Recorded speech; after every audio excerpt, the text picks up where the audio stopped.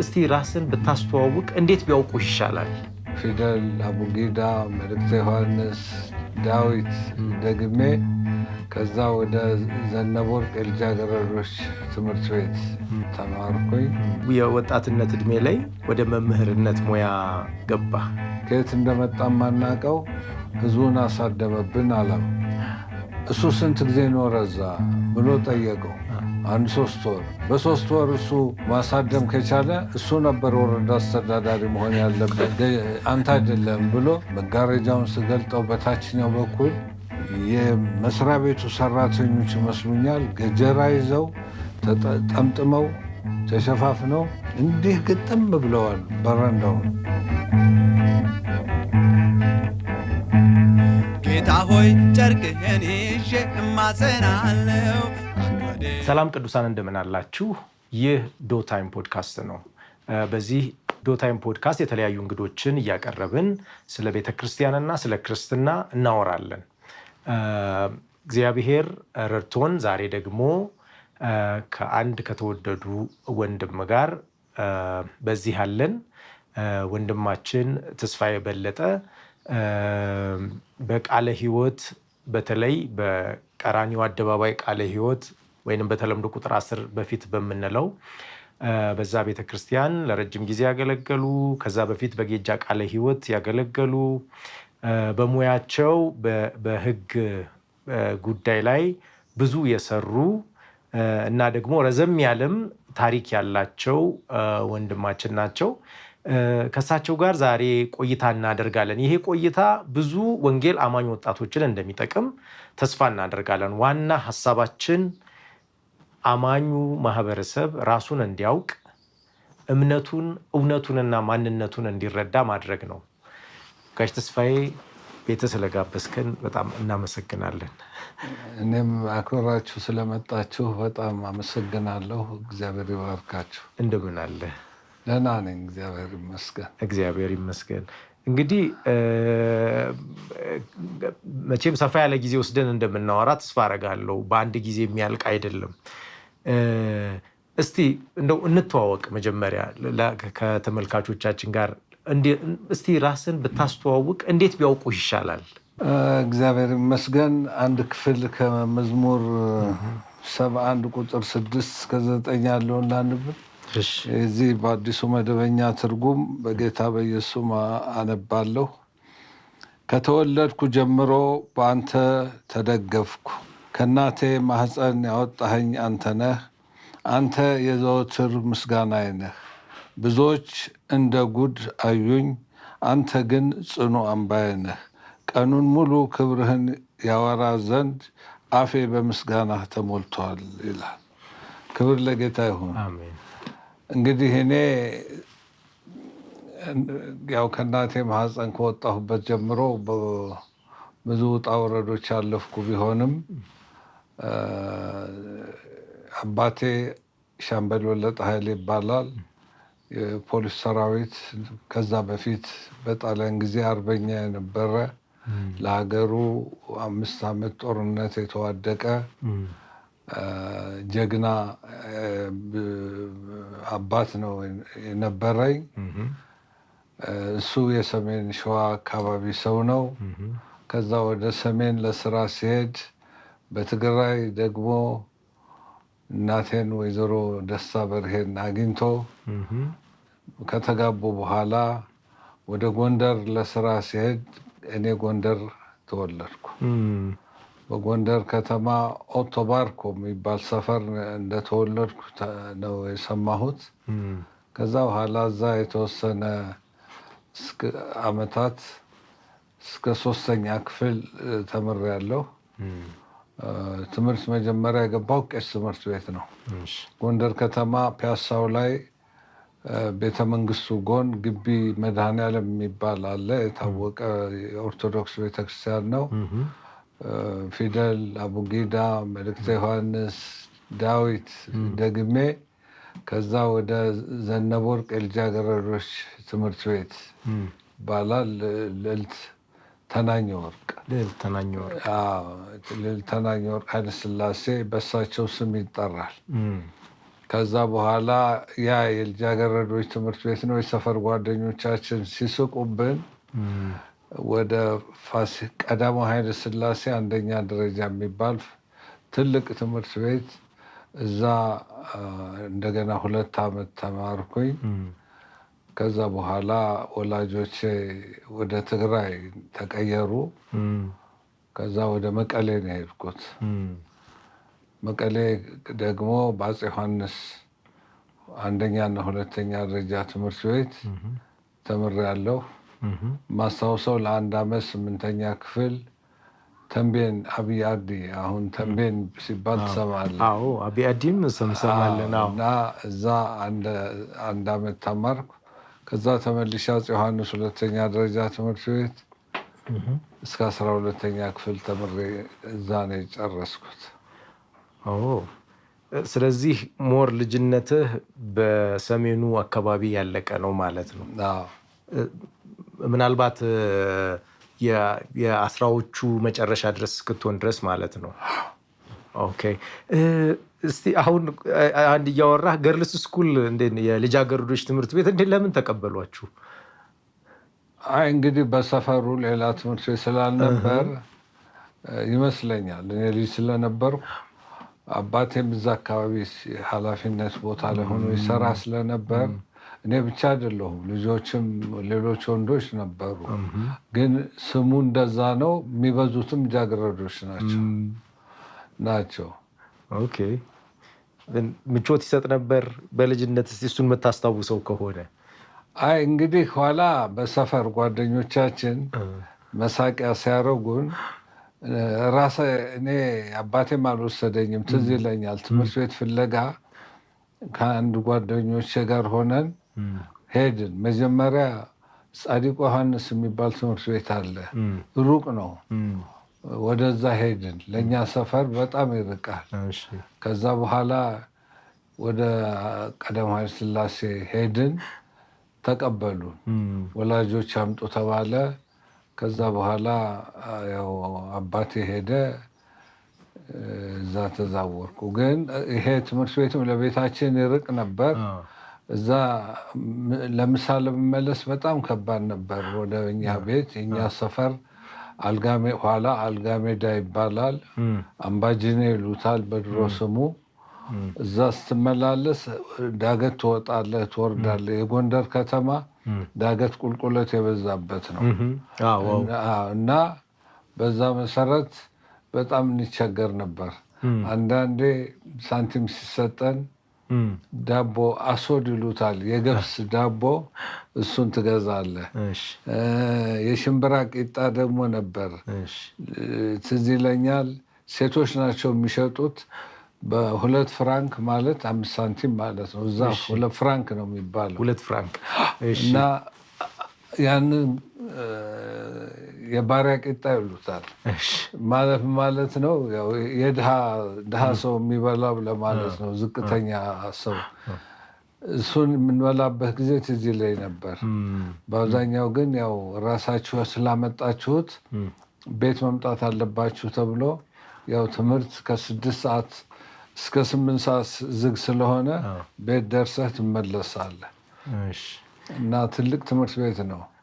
በዛ ትምህርት ቤት እንዲሁ ትዝ ከሚለኝ እቴጌ መነን የቀዳማዊ ኃይለ ሥላሴ ባለቤት መጡ አንድ ጊዜ እና ሹራብ፣ ጃፖኒ ሹራብ ቀይና ሰማያዊ ያለ ቪሸፕ ተሰጠን። 1 ብር ተሰጠን። ከዛ በኋላ እዛ ሰልፍ አብሮን የሚማር ከኛ ክፍል ከፍ ይላል አንድ ቀይ ወፍራም ልጅ ነበር እና እሳቸው 1ኛው ፎቅ በረንዳ ላይ ቆመው ነው ጠሩት ልጁን። ከዛ በኋላ አቀፉ፣ ሳሙት። ከዛ በኋላ ይዘውት አዲስ አበባ መጡ ይባላል እንደሰማ ነው። ልጃቸው ልዑል መኮንን ኃይለ ሥላሴ የሚባሉ በመኪና አደጋ በዛ በአቅራቢያው ዘመናት ሞተውባቸው ነበርና ልጁ እሳቸውን ስለሚመስል ወሰዱት ይባላል። የሚገርም ነው። እዚያውን ታሪኩ ላይ እንደው እንትን በተቻለ መጠን ሪዘምብለንስ ለመስራት ነው፣ አንዳንድ ጉዳዮችን ለማገናኘት። ለምሳሌ ነፃነት ነበራችሁ ያኔ ማለት ነው። በዛ ጊዜ እኛ የሚመስለን ወላጅ ያለውን ልጅ ማድረግ ምርጫው አይደለም። ለምሳሌ ወደ ልጃገረዶች ትምህርት ቤት ወላጅ ከላከ በቃ መጨረስ ነው። እኔ እኛ ቤተሰብ አንደኛ አባቴ ያው ሚሊተሪ ፖሊስ ስለሆነ በብዙ ነፃነት ነው ያደግነው። ሁለተኛ ትንሽ ጠንካራ ሆና ሴሪየስ የነበረችው ወላጅ እናቴ ነች። ግን እሱ ብዙ ጊዜ ከኛ ጋር አይኖርም፣ ለስራ ብዙ ቦታ ይዞራል እና ሲያገኘን ደግሞ በጣም በነፃነት ነው የሚያጫውተን። በጣም ዴሞክራት ነበር ማለት እችላለሁ። ከዘመኑ ውጭ ነው። ከዘመኑ ውጭ ነው። እውነት ነው እንዴ። እኛ አሁን እስከዛሬ ድረስ ብዙዎችን ስናወራ በጣም ስትሪክት ነው በዛ ጊዜ የነበረው ወላጅና ልጅ ግንኙነት። ይሄ ፓረንቲንጉ ወላጅ ሁሉንም መስመር አስምሮ እንደውም የምትሆነውን ሁሉ ወስኖ ይልካል። እሱ ልክ ነው ያለ ነው። አሁን 12ኛ ክፍል እንደጨረስ አባድና ፖሊስ ኮሌጅ ገብቼ ነበር። እሱ ከራሱ ህይወት ጋር አይቶ እኔ ልጆቼ ተንከራትቼ በደንብ አላሳደግኳቸውም፣ ስለዚህ አንተ እንደዛ እንድትሆን አልፈልግም ብሎ ነው ያስወጣኝ። እና ወላጅ እንዲህ ነገሩ ብልህም በብዙ መንገድ ተጽዕኖ ያደርጋል። ተጽዕኖነት አለ። ያው ለአንተ በጎ በማሰብ ማለት ነው። እውነት ነው፣ እውነት ነው፣ እውነት ነው። እንደው እዚሁ መለስ እያለን የልጆች እንዴት ነው ታዲያ አሁን የኛስ ከዛ ጊዜ ጋር ስታስተያየው አሁን ያለው የልጅነት እና የወላጅና የልጅ ግንኙነትን ምናምን እንዴት ታየዋለህ? ምክንያቱም ቤተክርስቲያን ውስጥ ብዙ ስለቆየ እሱን ትንሽ እንድንካና ተመልሰን ደግሞ ወደ ጉዳያችን እንገባለን። እንግዲህ ኢት ዲፔንድስ ምንድነው የወላጅና የልጅ ግንኙነት። አንዳንዱ ቤተሰብ ከገጠር የመጣ የገጠር ባህል አሁንም ይዘው የመጡ ወላጆች በዛ ስሜት በዛ በቆየው ስሜት የሚያሳድጉ አሉ። ያ ክፋት አለው ማለት አይደለም፣ ጠቃሚ ጎን አለው። ልጆች ዲስፕሊን እንዲሆኑ ነው። ወደ ትምህርት ዓለም ስትመጣ ግን የምርጫ የደስቲኒ ጉዳይ ነው፣ የፍላጎት ጉዳይ ነው እና ወደ ፍላጎታቸው እንዲሄዱ ብዙዎቹ ወላጆች በአሁኑ ሰዓት ብዙ ልጅን ተቆጣጥረው የሚያደርጉት ነገር ያለ አይመስለኝም። በእርግጥ አንዳንድ ቤተሰቦች ልጆቻቸው ካጠገባቸው እንዳይለዩ በማለት አሁን መንግስት ዩኒቨርሲቲ ክፍለ ሀገር እንደዚህ ሲመደብባቸው ወደ ክልል ልጆችን መላክ አይፈልጉም እና የተመደቡበት ጥሩ ነገር ከነበረ የልጆቹ ኢንተረስት ከነበረ እዚህ ያን እድል ላያገኙት ይችላሉ። ግን አብዛኛውም ደግሞ መዳቢው አካል በራሱ ውሳኔ ስለሆነ የሚመድበው በአብዛኛው በሀገሪቱ በሀገር አቀፍ ስም ብለህ የትምህርት ፖሊሲውን ስታየው ፍላጎት እና እንትንህን ዝንባሌህ ታይቶ አይደለም፣ ባለው ኮታ ነው መንግስት የሚመድበው እና አንተ እዛ ሂድ አንተ እዚህ ሂድ ነው። ከዛ በኋላ ሕክምና የተማረ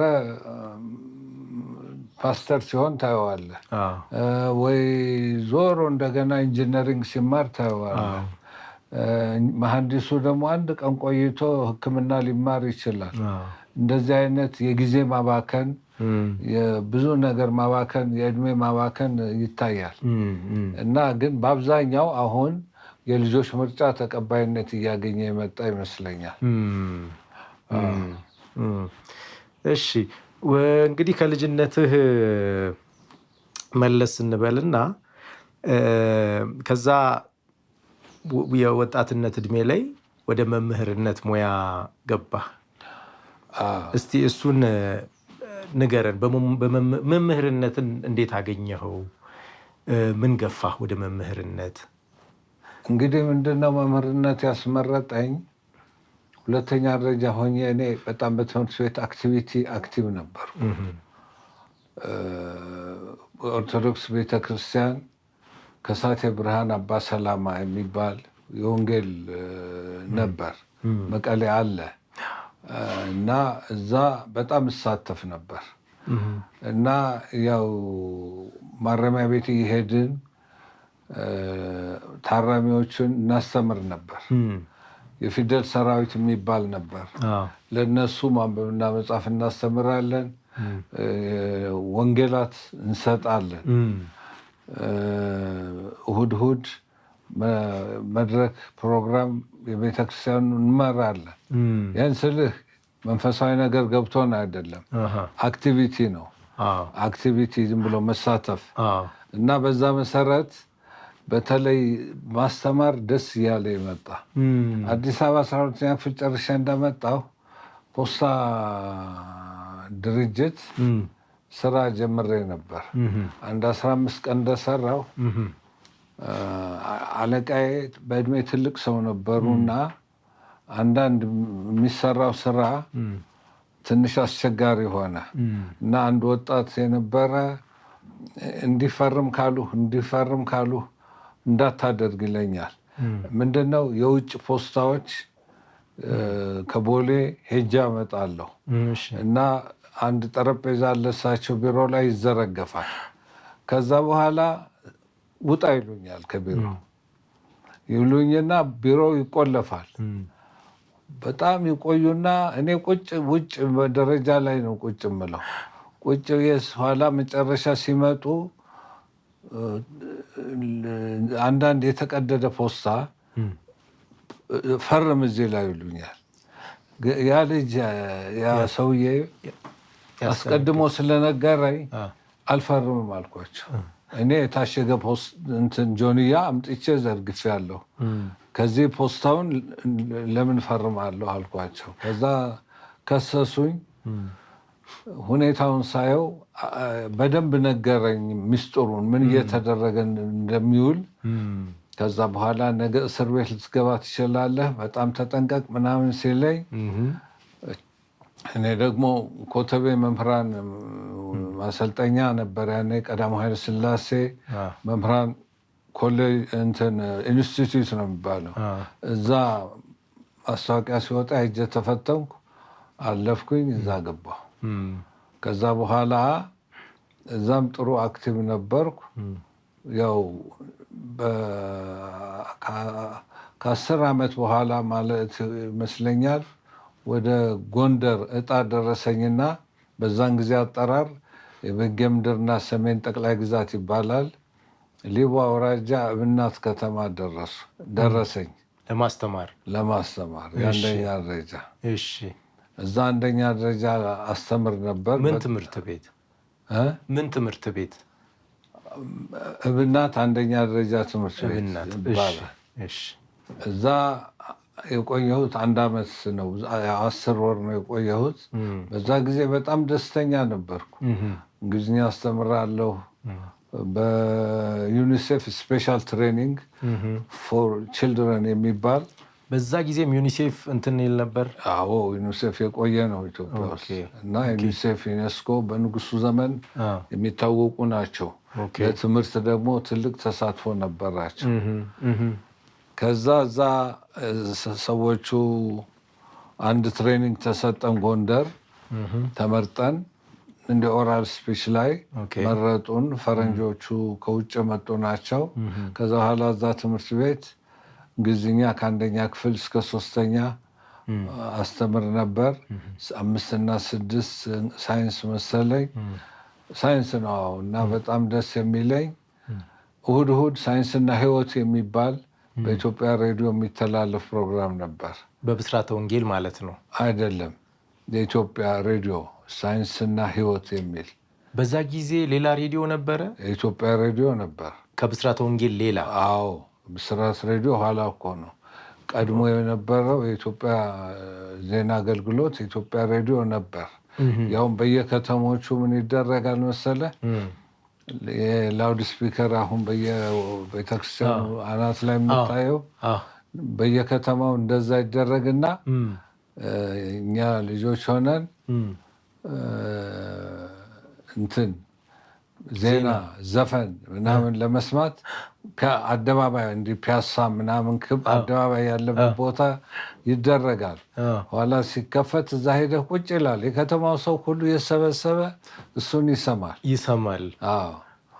ኋላም ቴሌቪዥን ሲጀመር አንዳንድ ከተማ እንዲሁ ቴሌቪዥን በጣም ጥቂት ሰው ስለሆነ ባለቤት የነበረው ይታያል። ግን እኛ በሳይንስና ሕይወት ፕሮግራም ጥያቄና መልስ ስለነበር እሱን ሁል ጊዜ እየጻፍኩ ለተማሪዎች አዘጋጅ ነበር እና የእኛ በዛን ዘመን የተፈተኑ ተማሪዎች በ1964 ማለት ነው በሙሉ ነው ያለፉት።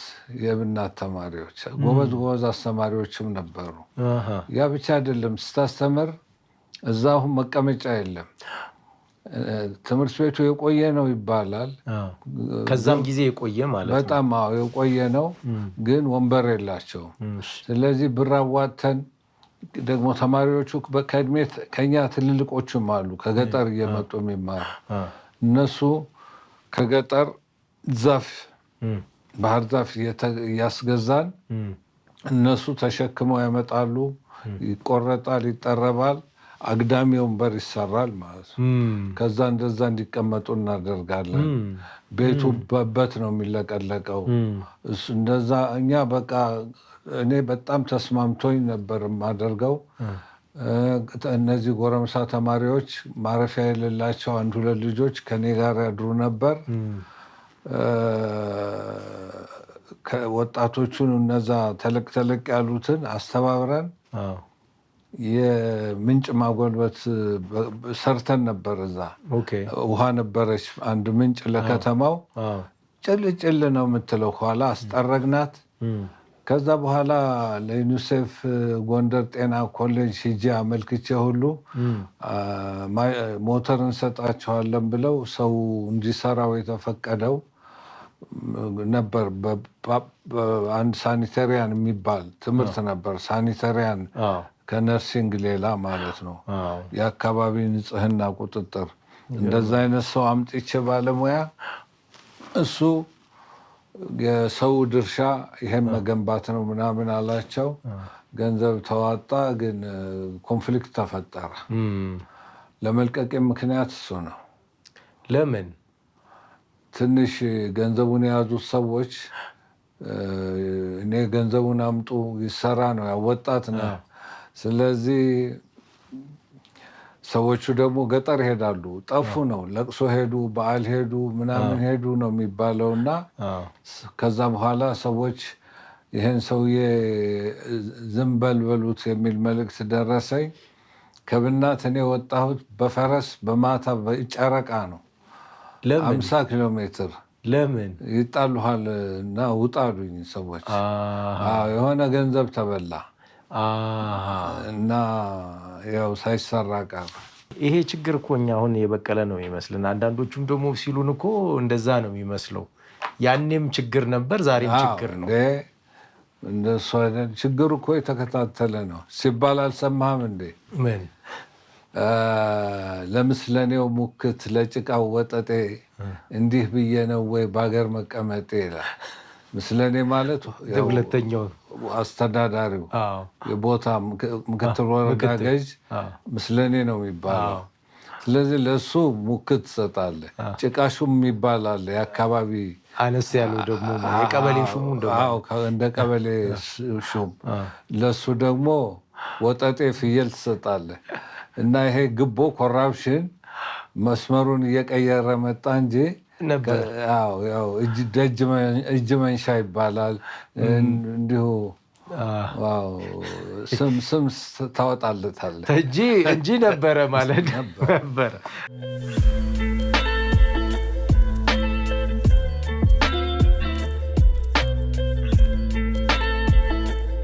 ስለዚህ ኮረፕሽን መቼም ያለ ነገር ነው። መንገዱ መጠኑ እንትኑ እየጠነከረ ይመጣል። እየጠነከረ ነው የመጣው እዚህ ሀገር። እሺ፣ ከዛ በትምህርት ምክንያት ነው ወደ ሶማሊያ ገደማ ሄድከው ወይስ ከዛ ከወጣ በኋላ የት ገባ? በዛ ለሊት ከጎንደር ወደ ትግራይ ተቀየርኩ። ኦኬ። ያኔ መምህርና መቃየር ምንድን ነው? የትምህርት ደረጃ ዲፕሎማህና የአገልግሎት ዘመንህ ደሞዝህ እኩል ከሆነ ትምህርት ሚኒስቴር መጥተህ ፎርም ትሞላለህ፣ ማስታወቂያ ትለጥፋለህ።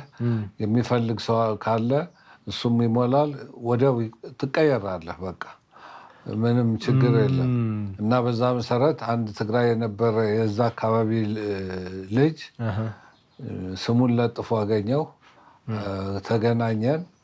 ከዛ በኋላ ተቀያየር። መቀሌ 65 ኪሎ ሜትር ላይ ቤት መራ የምትባል ከተማ ተመደብኩ። ያው እዛም ዘሴም ነው። የዛ እኳ የእንጨት ቤት ትምህርት ቤት ነበር። እዛም 1 ዓመት አስተማር።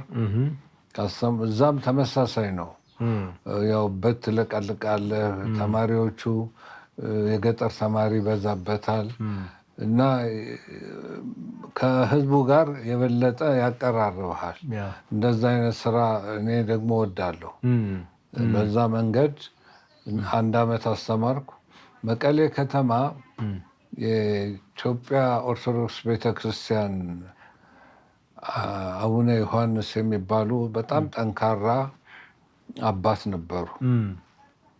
አንድ ትምህርት ቤት አሰርተዋል መቀሌ ከተማ። አሁን ከሳቴ ብርሃን ባይብል ኮሌጅ ነው። እና ያ ትምህርት ቤት ንጉሱ ኃይለስላሴ መጥተው በ65 ዓመተ ምህረት መረቁ። ሲመርቁ ከሳቴ ብርሃን መንፈሳዊ ትምህርት ቤት አሉ።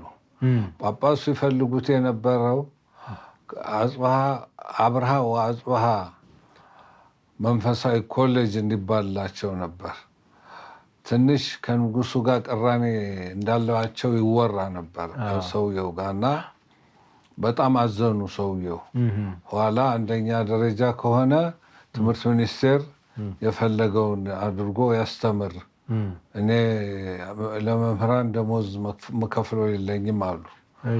ኋላ ትምህርት ሚኒስቴር እኔ እሳቸው ያውቁኝ ነበር። አስተማሪ ሁን አንድ ቀን አገኙኝና ክረምት ላይ ምን እየሰራ ነው ሲሉ መምህር ሆኜ ነው አልኳቸው። እዚህ እንዲያመጡልን እንፈልጋለን፣ መቀሌ ጻፉለት ደብዳቤ ያሉ። ቤተ ክህነቱ ጻፈልኝ። ከዛ በኋላ እኔና አንድ መነኩሴ ከመምህራን ማሰልጠኛ የተመረቀ ወደዛ ተመደብን። 1ኛ ደረጃ ተከፈተ። ሚሽነሪዎችም መጡ ከእንግሊዝ ሀገር። እስከ 8ኛ ክፍል ነበር። እኔ 7፣ 8 እና 6 እንደዚህ ከታች ያሉ ክፍሎችም አስተምር ነበር።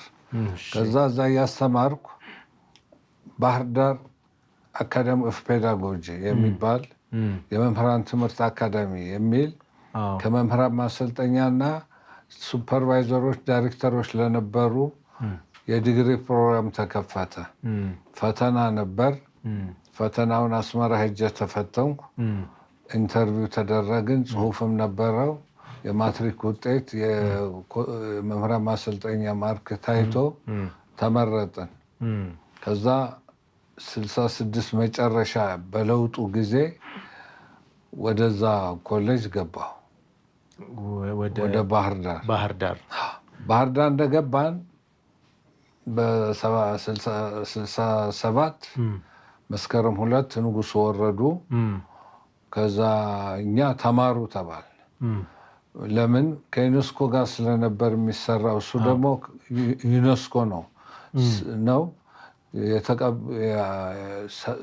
75 ተማሪ ተቀብለው የገባ ነው። 62 ተማሪዎች ነን፣ 66 መሰለኝ የገባ ነው።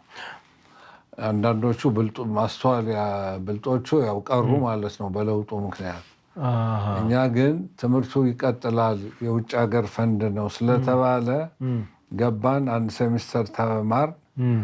ልክ ፈተና እየተዘጋጀን እያለ እድገት በህብረት ታወጀ። በእድገት በህብረት የእውቀትና የስራ ዘመቻ ይባላል። መጀመሪያ እኛን አልነኩንም። ከዛ በኋላ ምድብ ነው የሚባለው። ባህር ዳር ምድብ ሲመጣ አይ ኦን ዘ ጆብ ትሬኒንግ አታችመንት ፕሮግራም የሚባል በኮሚኒቲ ዲቨሎፕመንት የሚሰጣለና ብለው በጎንደር እና በጎጃም መስመር እስከ ደጀን መደቡን። ሲመድቡን እኔ ከመስመር ወጥቶ አገው ምድር በዛን ዘመን አጠራር አሁን አዊን ዞን ነው የሚሉት አንከሻ ወረዳ ግምጃ ቤት ማርያም የሚባል ደረሰኝ። ወደ 5 ወይ 7 ኪሎ ሜትር ከዋና መንገድ ወደዛ ይሄዳል፣ ወደ ምዕራብ ማለት ነው። እዛ ዘማች ሆንኩ። በዛ በዘመቻ ጊዜ ያን መንገድ ጠረግን፣ ገበሬውን አስተባብረን። መሰረተ ትምህርት እናስተምር ነበር። የገጠር አዋጅ መሬት ላራሹ ታወጀ። እሱ የዞር እናስተምር ነበር። ከዛ ገበሬው ባላባቶቹ በእኛ ላይ መቆጣት ጀመሩ። የኢትዮጵያ የኃይለሥላሴ መንግስት የመጨረሻው ፓርላማ ሲበተን እዛ ቀኛዝማች ስሜነህ የሚባሉ ተመራጭ ያው በረሃ ገቡ፣ ሸፈቱ። በዛ ጊዜ ሸፈቱና አካባቢውን ህዝብ አሳመጹት። ከዛ በኋላ ቀንደኛ ጠላት ዘማች ነው ተባለ እና እኛን ሊገሉን ሲመጡ ወታደሮች መጥተው አወጡን ከዛ እና ዳንግላ የሚባል ከተማ ሄደን ክረምቱን እዛ አሳለፍን። በጣም አስቸጋሪ ነበር። ትምህርት ቤት ውስጥ ቆየን። ከዛ በኋላ ዘመቻው ትንሽ ተበላሸ። ኋላ እኔም ከአካባቢው ወጣሁ፣ ተመልሼ መጣሁ። መራው የሚባል ቦታ ደግሞ 4-5 ወር ሰራሁ። እዛ ደግሞ የራዛ ዘመቻ የሚባል ለኤርትራ በ68 ዓመተ ምህረት ሰው ይሰበሰብ ነበር፣ ገበሬ። አሁን ምን ተፈጠረ? የእኛ ወረዳ ሰዎች ፖሊሶቹ ከኛ ጋር ተጣሉ። የተጣሉት የቀበሌ ቤት መውረስ ተጀመረ እና ያንን እንዲያስፈጽም የታዘዘው ፖሊስና ዘማች ነው፣ የእድገት ዘማች። አሁን ፖሊሶቹ ብዙ ቤት አላቸው፣ የአካባቢው ሰዎች ናቸው እና የእኛ ልጆች ደግሞ ያው ወጣቶች ነን፣ ያው ደግሞ አብዮተኞች ሆነናል። በግድ እሱ መቀማት መመዝገብ ስንጀምር ልክ 68 የፋሲካ ዕለት ሌሊት መጡና ፖሊሶች ደበደቧቸው ዘማቾች። ይሄ ምግብ ሰርተው የሚጾም ምን የሚል ያኔ እኮ እንደዚህ ጾም የለም። ያው ፍየል ምናምን አርደው ልጆቹ እየዘፈኑ ሲል በጠበጡ። ተው እባካችሁ አልኳቸው። አንዱ ሌባ ላኩባቸው። ፍየል ይዞ ሲሮጥ ያዙት፣ ልጆቹ ደበደቡት። ከዛ ተኮሱ። ከዛ በኋላ እኔን ካልገደን ብለው እኔ ተማሪዎቹ ጮኸው የሚሰማ የለም። ፖሊስ አዛዡ 100 አለቃው እዛ ጎረቤት ነው። ምንም ማንም አይወጣም። በኋላ ጥይት በጥይት አረጉትና ጣራውን በሳሱት። እኔ አልጋዬ ላይ 7 ልጃገረዶች መጥተው እኛን ግደሉ ብለው ላይ ወደቁ። ከዛ በኋላ ጣራውን በሳስተውት ሄዱ። ዘማቾቹ በሌሊት ቁርሳቸውን ሌሊት በሉ፣ ምሳቸውን 38 ኪሎ ሜትር መንገድ ወደ ባህር ዳር በእግር እንደገና መጡ። ከዛ በኋላ እኔ ደግሞ እዛ አንድ ቴሌ የምትሰራ ልጅ ነበረች ጎረቤት። ባህር ዳር ስትደውል ስልክ አጣች። እሁድ ነው፣ የትንሣኤ ዕለት ነው በዓል። አዲስ አበባ ዋናው መምሪያ ደውላ በአጋጣሚ ሻምበል ነው ሻለቃ ኪሮስ የሚባል ነበር ኃላፊው። እሱ ራሱ አነሳው ዋና ስልኩን። ኋላ እንደዚህ አይነት ችግር እዚህ ቦታ ተፈጥሯል፣ ብቻውን ነው ያለው ኃላፊው፣ የባኮትን ያናግሩት፣ ልጆቹ አውሬ ይበላቸዋል ምናምን አለችው። አቅርቢልኝ አላት። አናገረኝ፣ ነገርኩት ያለው ሁኔታ። ከዛ በኋላ ዋናው አዝማቻችን ባህር ዳር የሚቀመጠው ሻለቃ ነበር ያኔ፣ ኋላ ጀነራል ሆኗል። በጣም ጥሩ ሰው ሻለቃ አለባቸው ይባላል።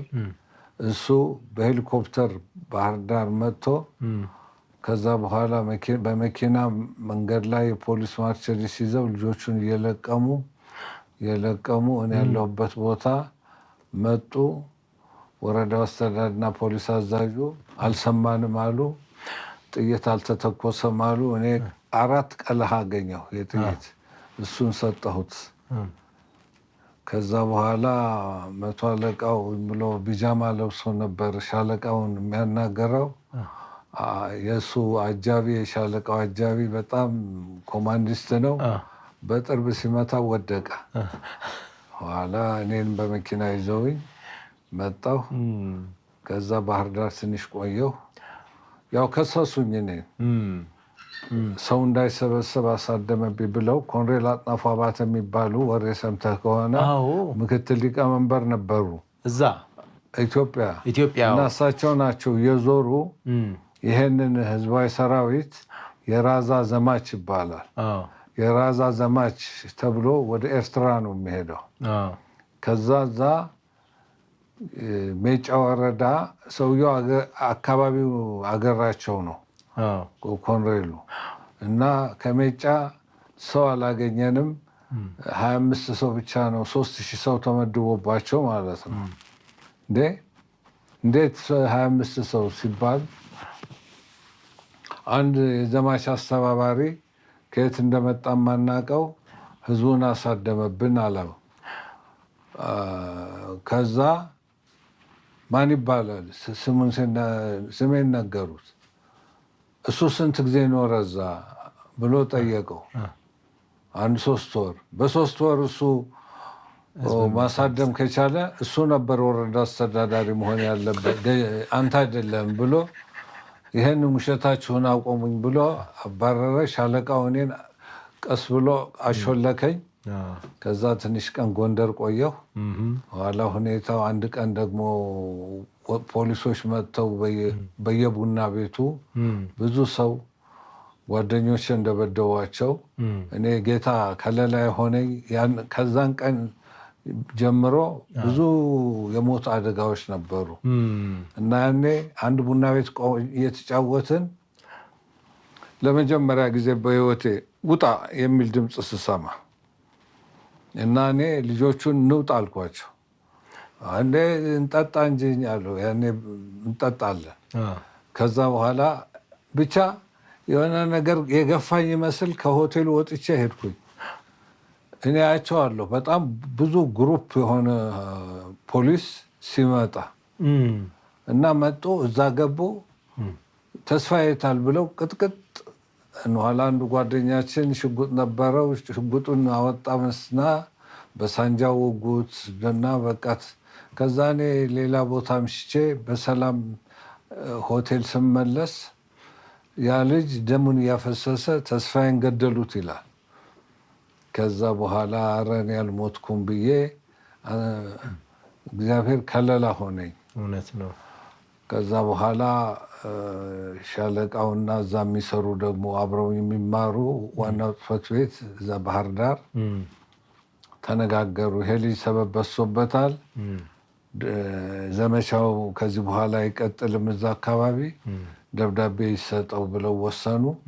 ዘመቻውን አጠናቀሃል ተብዬ ወደ አዲስ አበባ መጣሁ። ደብዳቤ ያገኘሁ። ከዛ ቅድም ለጠየቀኝ ጥያቄ አንድ ቀን ወንድሜ እዚህ ሆላንድ ኤምባሲ ይሰራ ነበር ኔዘርላንድ። እሱ ቢሮ ሄድን ከአንድ ጓደኛ ጋር። ከዛ እሱ ቢሮ ሄደን ጓደኛ እሱን እያጫወተ ሄራልድ ኢትዮጵያን ሄራልድ ጋዜጣ መጣ። ዝም ብዬ ማስታወቂያ ሳይ አግሪካልቸራል ሪሰርች ኢንስቲትዩት ጎዴ አድሚኒስትሬተር ይላል። እኔ በቃ ማሟላ መሰለኝ። ቦታውን ጠይቄ ሄድኩኝ። ጎዴ ቀጥታ ጎዴ አይደለም፣ እዚህ አዲስ አበባ ሳር ቤት ሄድ ኦፊሱ ወደ ሳሪስ መንገድ ተሻለ ጋራዥ መስቀል ፍላወር አካባቢ ነው። እዛ ሄድኩ። ያው የደረስኩት አስቀድሞ ቀኑ አልቆ ፈተና የሚሰጡበት ቀን ነበር። ፈተና ሰዎች ላይብረሪ ውስጥ ገብተው እየተፈተኑ ሄጄ ሳናገረው ግባ 5 ሰዎች ናቸው ምንም ችግር የለም አለኝ። ገባሁ፣ ተፈተኑ። ከዛ በኋላ እኔና አንድ ሰው ከኔ ሲኒየር የሆነ ሰው አለፍን እና ኢንተርቪው ተጠራን። ኢንተርቪው እሱ እንዲሄድ ይፈለግ ነበር። ያ ሰው እንግዲህ እድለኛ ሆኖ ይሆናል፣ የት እንዳለ አላውቅም። እኔ ፎርማሊቲዎቹን አሟላሁ።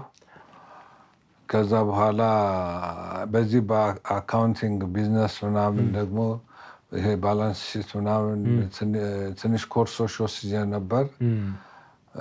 የሂሳብ ሹሙ አጠቃላይ ፋይናንስ ሄዱ። እኔ ስለ ፋይናንስ ግንዛቤ ያለው ሰው ነው እንፈልግ ብሎ እኔ ተመረጥኩ እና ወደ አስተዳዳር አሲስታንት አድሚኒስትሬተር ይሉታል። በዛ ምክንያት እንደዛ ሄድኩኝ። መስከረም 21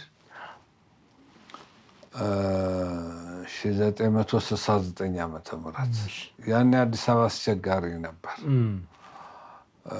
ምን ነበረው አዲስ አበባ ያኔ? ያው ቀይ ሽብር ገና ነው፣ ግን በቃ ወደ ኤርትራ አፈሳ አለ።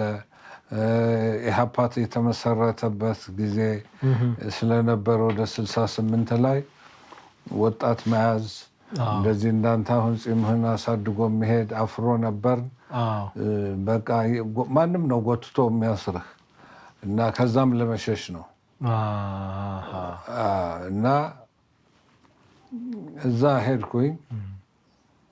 እዛ ሄጄ ስራ ጀመርኩ። ጥሩ ነበር። አሁን ለፋሲካ 69 የፋሲካ በዓል አዲስ አበባ ልውል ብዬ መጣሁ። ስመጣ መርካቶ ከአንድ ጓደኛ ጋር እንዲሁ ልብስ ምናምን ገዛዛንና አስፋወሰን ሆቴል የሚባል አለ። እዛ ምሳ በልተን ቡና ያሻያል 2 ሰዎች ያዩናል። እኔ ደግሞ ፀጉሬ በጣም አፍሮ ነበር፣ ትልቅ ነበር። በጣም ያዩኛል፣ ይነጋገራሉ። ልጁ እነዚህ ሰዎች ምንድን ነው ወደኛ ነው ትኩረታቸው አለኝ። እንግዲህ አንተነህ ተማሪ፣ እሱ መምህርነቱን ትቶ ዩኒቨርሲቲ ገብቷል እያልኩ ኋላ እጄን ልታጠብ ሄድኩኝ። ሲሄድ መጣና አንዱ ይሄው ጓደኛ የት ነው የሚሰራው ምንድን ነው ብሎ ጠየቀው። ወደ ኦጋዴን ነው የሚሰራው አለው። ነው? አዎ። እርግጠኛ ነህ? አዎ። ከዛ መጥቶ ነው አለው። እኔ ደግሞ ሌቦች መስለውኝ ሳምሶናይት ይዤ ነበር። ሳምሶናይቱ ሪሲቶች ናቸው ሂሳብ ላወራረድ እና ደግሞ ልብስ ገዝቻለሁ። ለእሱም ለእኔም ገዝተን በቃ የእኔ ልብስ እዛ ውስጥ አለ እና በተለይ እኔ ዶኩሜንቱን እንዳይቀሙኝ ብር ያለው መስሏቸው ጠብቅ ብዬው ሄድኩኝ። ስመለስ ቁጭ አለና መጣ አንዱ። ጤና ይስጥልኝ አለኝ። ሰላም አለኝ። መታወቂያ ማየት ፈልጌ ነበር አለኝ። ጥሩ መታወቂያም ችግር የለውም፣ ግን ዝም ብሎ ለጠየቀ ሰዎች ይሰጣል ወይ አልኩት። አይ እሱስ ልክ ነው ብሎ አወጣ። መጋቢያ ሃምሳ አለቃ ነው፣ ደህንነት ይላል፣ የኢትዮጵያ ደህንነት ምናምን ይላል። ያው ትንሽ ደንገጥ ብያለሁ። አውጥቼ መታወቂያን ስሰጠው አስተዳዳሪ ነው የሚለው መታወቂያ። ፖስት እንትኑን አየው መታወቂያውን፣ ኦጋዴን ይላል ቦታው። ያኔ ከዛ ነው ጎዴ የሚለው። አውራጃው ኦጋዴን ነበር የሚባለው። ጎዴ አስተዳዳሪ ሲባል ይቅርታ አለ፣ ቀጥ አለ። ሲቪል ነው የለበሰ። ከዛ ከጓደኛው ጋር ተነጋገሩና መጡ። ኋላ እኔም ትንሽ ዘና ብዬ ኋላ አንድ ፎቶግራፍ አሳዩኝ። ይህን ሰው ታውቀዋለህ አሉኝ። ሳየው እኔን ይመስላል እና እኔም ደንገጥ አልኩኝ። እና እዛ አንተን አይመስልም አለኝ። አይ መምሰል ይመስላል ግን እኔ አይደለሁም አልኩት። ይሄ ሰውዬ በጥብቅ የሚፈለግ ሰው ነው አለኝ። በመሪ ላይ የተኮሰ ሰው ነው አለኝ። ይሄ ለውጡ እንደመጣ ጊዜ በመንግስቱ ኃይለማርያም ጊዜ ከተኮሱ ሰዎች አንዱ ነው እኮ። መንግስቱ ኃይለማርያም የተረፈበት ማለት ነው። መዋይቴን ተመታሁ ያለበት እነ ታስታውሳለህ እንደ አንተ? አይ አላስታውስም፣ ብዙ አላስታውስም። አልተወለድኩም። ስንት ነው? 1969 አልተወለድኩም። እኔ 75 ነው የተወለድኩት። አልተወለድኩም። ብቻ ታሪኩን በደንብ አውቀዋለሁ። ታሪኩን በደንብ ስለዚህ እኔም ያኔ እና አለኝ ሰውየው፣ አንደኛ ይህን ፀጉርህን አሳጥር አለኝ። ሁለተኛ ማንም ሰው ትክ ብሎ ካየህ እንዳትሸሽ አለኝ። ቁም ሲሉህ ቁምና መታወቂያህን አሳያለህ። ይህን ነው መክረህ አለኝ። ከዛ እዛው መርካቶ ውስጥ አንድ ፀጉር ቤት ሄጄ ፀጉሬን ድምድሜ እንደዚህ አደረኩት። ከዛ በኋላ አዲስ አበባ ሳምንት መቆየት ሲገባኝ በበነገታው ጎደ ሄድኩኝ። በመልክ መመሳሰል። ከዛ በኋላ ያ ሰው የሚፈለገው ሰው እኔን እንደሚመስል እኔን የሚያውቅ ሰው አሜሪካን ሀገር አግኝቼ ለትምህርት ለአጭር ጊዜ ሄጄ ነበር። ይህን ጨዋታ ሳወራው አንተ እኔና እሱ ህቡዕ ቦታ አንድ ቤት ነበር። ከዛ በኋላ ጓደኛው ደውሎ ጠርቶት ሄዶ አስገደለው አለኝ። በጣም ነው እኮ ታላቅ ታናሽ ወንድም ነው የምትመስሉት አለኝ። በጣም ትመሳሰላላችሁ። ኋላ አንተ እግዚአብሔር ነው ያተረፋህ ብሎኝ እንግዲህ ያው ያኔ ሁለቱ ሲያዩ ትንሽ የተለየ እንቅስቃሴ ብታደርግ ኖሮ አልቆ ነበር። እግዚአብሔር ጠባቂ ነው። እግዚአብሔር ታደገኝ። ከዛ በኋላ ጎዴ አልተመለስኩም። ጎዴ ቆየሁ። ሰኔ አካባቢ ኃይለኛ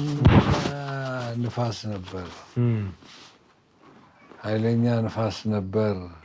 ኤሌክትሪኩ ሁሉ በጣጠሰ። የጎዴ ንፋስ ሲነሳ ተራራ ነው ይቆማል። አቧራውን ያነሳዋል። እሺ። ከዛ በኋላ ኮሚኒኬሽን ከአዲስ አበባ ጋር በሬዲዮ ነው የነበረው። እኛ ከከተማው ውጭ ነን፣ አንድ 5 ኪሎ ሜትር። በዛ አይነት ሁኔታ ውስጥ ነበር። አንድ ቀን ደሞዝ ስንከፍል ውለን የሰኔ የግንቦት ወርን ምግብ ከድሬዳዋ ነው ተጭኖ የሚመጣው በአይሮፕላን፣ ፓስታ፣ መኮረኒ ምናምን። እሱን ስናድል ውለን ለሰራተኛው ደክሞኝ ተኝቼ ማታ ላይ ቀን ላይ ውሃ መብራት ስለተቋረጠ በየቤቱ የመስሪያ ቤቱ ትራክተር በታንከር በትንሽ ሞተር በየቤቱ ይሞላል እና እኛ ቤት ምሳ እየበላን ይመጣል። ትራክተር ኦፕሬተሩ መጥቶ ከቀዳ በኋላ ያው ፓስታ ነው የምትበላው። ለአንድ ወር ምናምን ፓስታ ብቻ ነው ምግባት። ቁርስ ፓስታ፣ ማታ ፓስታ፣ ቀን ማስታ ነው። ኋላ ምሳ ላይ ፓስታ ማረኝ ተስፋዬ ሲለኝ ልጅቷን አለ እንደ ስላት አለ አለች። ስጭው አልኳት። ገብቶ ቁጭ ብለው ከኛ ጋር ምሳውን በላ። ሲገባ እጄን ልታጠብ ብሎ ወደ መታጠቢያ ቤቱ ገባና የኔ መኝታ ቤት ሙቀት ስለሆነ እዛ ክፍት ነው። ገብቶ እንዲህ ዘገየ። ኋላ ምን ሆኖ ነው ስላት አንተ ምን ሰራለህ ስትለው እሷ አይ የተስፋዬ መኝታ እንዴት ያምራል፣ እኛ ሳር ቤት እናድራለን፣ እሱ እኛ ሀገር መጥቶ በእንዲህ አይነት በሞዝቦልድ አልጋ ይተኛል፣ የመንግስት ቤት ነው ይላታል። በል ዝም ብለህ የሰጡህ ሙላ። ሰውየው እንደ ልቡ ነው የሚናገር። ለካ እሱ ቤቱን ቸክ እያደረገ ነው ማታ ምናምን። ያን ሰሞን እኛ ወሬ እንሰማለን። ጥሩ አይደለም፣ ጸጥታው ተበላሽቷል እና የሚሉ ወሬ እንሰማለን። አለቆች የተባሉ የአውራጃው አስተዳዳሪ፣ የብርጌድ አዛዡ፣ የፖሊስ አዛዡ ጋር ሄደን ስናመለክት 40 ኪሎ ሜትር ሬዲያስ ሰላም ነው ይላሉ። እኔ ኋላ ሲቸገረኝ መኪኖች አሉ፣ የት እናርጋቸው? ወይ ጥበቃ ስጡን ስንል መሳሪያ ታጠቁ አሉ። መሳሪያ እኛ ያልሰለጠንበት መሳሪያ ተመልሰን ልንዋጋ ሊወጉን ነው ወይስ ምን እናደርግ ነው? ማን ኃላፊነቱን ይወስዳል? ለማንስ አስታጥቀን ለማን እምቢ እንላለን? ምክንያቱም እዛ ሰራተኛው አብዛኛው የዛ አካባቢ ተወላጅ ነው። ጥቂት ናቸው ከሌላ ቦታ የመጡት እና ለይተህ ብትሰጥ ወዲያው ነው ህዝቡ የሚነሳበት። ስለዚህ ይህን ኃላፊነት አልወስድም እያልን ስንነጋገር ነበር።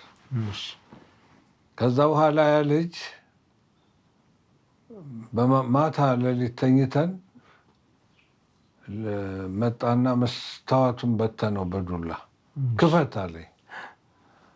ከዛ እኔ ደግሞ ደክሞኝ ቷ ብዬ ተኝቼ ነበር። ወዲያው ሱሬን ለበስኩ። ያው የኦጋዴን ልብስ ሙቀት ስለሆነ ሽርጥ ነው የምታደርገው። አንድ ሽርጥ ነበረችኝ፣ ቲሸርቴን አንድ ሸሚዝ አረኩ። አጠገቤ ያገኘሁትን ጫማዬን አድርጌ ተደበቅኩኝ። በጣም ብዙ ነው ክፍሉ። ግማሹ እኔም አላውቀው፣ ግማሹ ጌስት ሃውስ ነው። በድሩ በንጉሱ ጊዜ የሚያርፉበት የነበረ ነው። በኋላ ቤተመንግስት ሲሰራ ለአውራጃ አስተዳዳሪው ሰጧቸው። ከዛ እሳቸው ቤተመንግስት ሲገቡ የእኛ መስሪያ ቤት ወሰደው እና እኛም ፈረንጆች ከአዲስ አበባ ተመራማሪዎች ሲመጡ እዛ ነው የሚያርፉት እና ውስጡን ይኬዳል። አንድ ቦታ ዝም ብዬ ገባሁ። ሌሊት ተደበቅኩ። መብራቱን ጠፍቷል፣ ጨለማ ነው ሰፈሩ። እዛ በኋላ ለመሮጥ ሞከርኩ። ሳስብ መጋረጃውን ስገልጠው በታችኛው በኩል የመስሪያ ቤቱ ሰራተኞች ይመስሉኛል። ገጀራ ይዘው ጠምጥመው ተሸፋፍነው በቃ እንዲህ ግጥም ብለዋል በረንዳውን እንዳልወጣ። ኋላ እኔ ተደብቄ ለመጀመሪያ ጊዜ ተንበርክኬ የጸለይኩት ያ ነው። ብቻ ጸሎቱ አጭር ነው። እግዚአብሔር አምላኬ ሆይ ነፍሴን ለነዚህ አረመኔዎች አሳልፈህ አትስጥ አልኩኝ። ከዛ ፍርሃት ከውስጥ የወጣ። ያኔ ጌታን ታውቅ ነበር? አላውቅም። ያውም ተሳዳቢ ነኝ። እሱን ደግሞ በኋላ እንመጣለን። እሱን እንመለሳለን። ፖለቲካው ትንሽ ጉድ ብለናል። የኮሚኒስት እንትኗ እና በሩን ስከፍት እሱ ውጣ ተስፋዬ አነካህም አለኝ አንድ ሰው በአማርኛ። አለበለዚያ እንተኩስብሃለን አለኝ። ይመስለኛል እዛ መኖሬን ያወቁት አንድ ጨለማ ሰንበር ስራመድ አንድ ጠርሙስ መታሁኝ። ክፍሉን ያላቀውም ኳ ሲል ሰማሁ። ከዛ በኋላ ውጣ አለኝ። በቃ ያንን ካልኩ በኋላ ምንም ለማይቀርልኝ ወጣሁ። ስወጣ እሱ ሊመታኝ ሲል እንዳትነካኝ አልኩት። ከዛ ባትሪ ነው ያበሩት። 8 ሰዎች ክላሽ እንዲህ ይዘዋል። 8ቱ እና እኔ ሲቪል ሰራተኛ ነኝ አልኳቸው። እናውቃለን፣ እኛ ምንም አንፈልግም፣ ምንፈልገው መኪና ነበር፣ ቁልፉን አግኝተነዋል አሉ። አንተ ግን ለምን ትደበቃለህ? ችግር የለም ና እንሂድ ጓደኞቹ ሲሉኝ፣ ኋላ ወደ ጋራዡ ሲወስዱኝ የግቢው ሰራተኛ ሌላ ለአንድ ፕሮጀክት የዋቢ ሸበሌ ሸለቆ ልማት የሚባል ከዛ ግቢ የመጡ ሰራተኞች ሁሉ እኛ ግቢ ጨረቃ መስሏል፣ ሰው ሞልቷል በቃ። ከዛ የእነሱ ማርቼዲስ የነዛ መስሪያ ቤት ሰው ተጭኖ አለፈ። ኋላ እኛን አንድ መኪና ላንድሮቨር ያዝ አሉኝ። እኔ የሚይዛት ነበረች ፒክአፕ። ቁልፉን ሰጡኝ። ከዛ ገብቼ አንድ ሀሳብ አሰብኩ። እኔ የብርጌዱ ቅርብ ነው። በቃ እንደዚች አድርጌ በዚች እንደምንም ዞሬ ብርጌድ ክላክስ እያረኩ ብሄድ ይደርሱልናል አልኩኝ። ከዛ በኋላ ገባሁ። ክፉ ነገር እንዳታስብ ሲለኝ እኔ ምን አስባለሁ። ኋላ ሰው ከላዩ ላይ ወጣ። ሞተር ላስነሳ እንዲህ ስለው ቁርጥ አለ ቁልፉ እጄ ላይ ቀረ። ከዛ አዩ እንዴት ሰበርከው አሉኝ። እኔ ራሱ ነው አልኳቸው። አላመኑኝም። በቃ ጎትተው አወረዱና አንድ የኛ ስቴሽን ዋገን የሚባለው አዲስ ላንድሮቨር ነበር፣ እዛ ውስጥ ከተቱኝ። ሌሎችንም ሰዎች የሞላላቸውን ከተቱ፣ ይዘውን ሄዱ። ያኔ ነው ወደ እስር ቤት ወደ መንገዱ የጀመረው። ያኔ ነው የጀመረው።